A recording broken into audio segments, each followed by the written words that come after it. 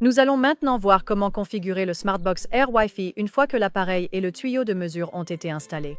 Ces étapes sont décrites en détail dans le manuel de montage. Pour mettre l'appareil en marche, il faut l'ouvrir et brancher le câble rouge et le câble noir de la batterie sur le connecteur prévu à cet effet. Appuyez ensuite sur le bouton noir situé sur la carte électronique de l'appareil. Si l'affichage est allumé, attendez qu'il s'éteigne. L'appareil crée maintenant un point d'accès Wi-Fi. L'utilisateur ouvre les paramètres Wi-Fi sur le smartphone ou la tablette et sélectionne le point d'accès. Celui-ci est composé du nom Smartbox et de l'identifiant de l'appareil. D'ailleurs, l'application Smartbox associée à l'appareil n'est pas encore nécessaire à cette étape. Dès que la connexion au point d'accès est établie, l'utilisateur peut scanner le code QR à l'intérieur du couvercle du boîtier. En cliquant sur le lien affiché, une page web s'ouvre dans le navigateur.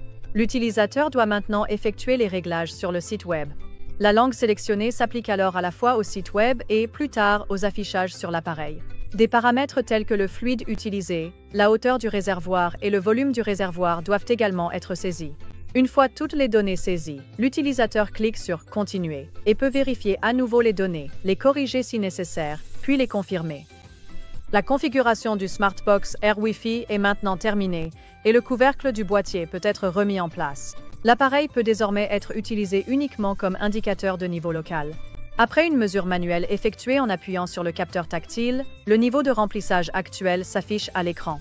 Pour une surveillance intelligente et à distance du réservoir, l'application gratuite pour Android et iOS, ainsi que l'intégration du Smartbox Air Wi-Fi dans le réseau Wi-Fi local sont nécessaires. Les étapes suivantes sont nécessaires. Téléchargez l'application et ouvrez-la. Cliquez ensuite sur le symbole plus. Un scanner QR s'ouvrira automatiquement que vous devrez utiliser pour scanner le code QR situé à l'avant du couvercle du boîtier. Après un scan réussi, l'appareil ou le réservoir apparaîtra dans l'application. Enfin, vous devez enregistrer l'appareil sur votre propre réseau Wi-Fi ou sur le réseau Wi-Fi local. Allumez l'appareil en appuyant brièvement sur le capteur tactile, puis maintenez le capteur tactile enfoncé jusqu'à ce que l'affichage change. En maintenant le capteur tactile enfoncé, le hotspot précédent a été réactivé.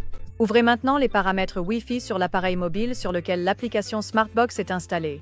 Sélectionnez le hotspot comme réseau Wi-Fi actuel. Après une connexion réussie, ouvrez l'application Smartbox. Le message d'erreur rouge affiché peut être ignoré.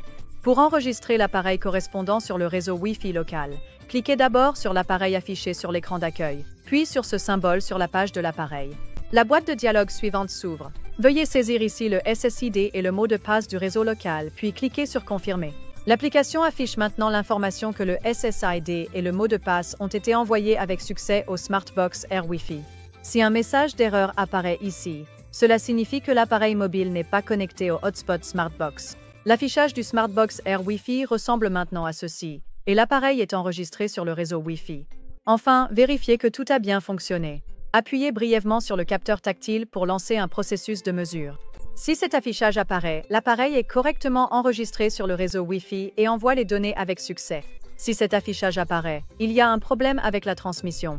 Soit le réseau Wi-Fi n'existe pas, soit les données d'accès n'ont pas été saisies correctement. Commencez par configurer à nouveau un hotspot et répétez les étapes.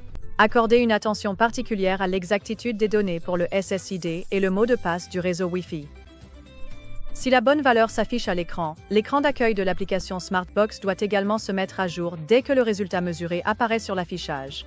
Vous devrez peut-être faire glisser votre doigt vers le bas pour actualiser manuellement. Veuillez consulter le manuel de montage et d'utilisation fourni avec le produit lors de l'installation et de la mise en service. Les étapes précédemment présentées dans cette vidéo, ainsi que l'installation de l'appareil et du tuyau de mesure, sont décrites en détail dans le manuel.